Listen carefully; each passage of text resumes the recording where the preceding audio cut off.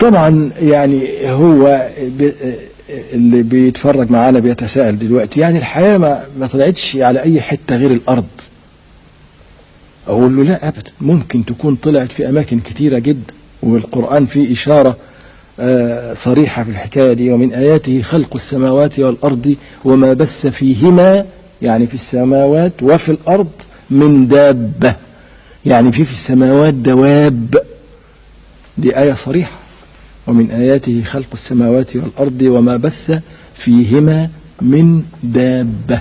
فيهما يعني في السماوات دواب، دي إشارة على إن في حياة فوق، في كواكب ما نعرفهاش، في مجموعات نجمية بعيدة.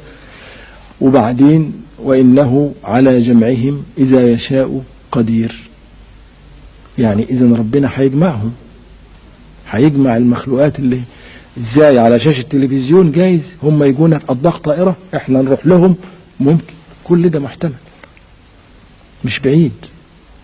لتركبن طبقا عن طبق. يعني لما ربنا سبحانه وتعالى قال عن آدم إني جاعل في الأرض خليفة، دي كلمة مش بسيطة، كلمة مش بسيطة. وثبت فعلا الإنسان ربنا اداله مفاتيح الحاكمية على البيئة.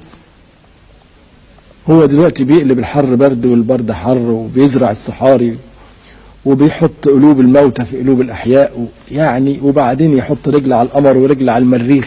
لا ده حاجة مش عادية بقى. فالخلافة اللي ربنا اتكلم عنها سبحانه وتعالى، إني جاعل في الأرض خليفة، دي حكاية كبيرة خالص.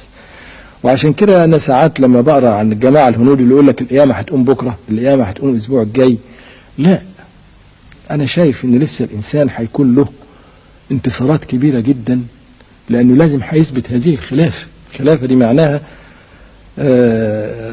ربنا هيديله مفاتيح السماء الأولى كلها، هيستعمر الكون.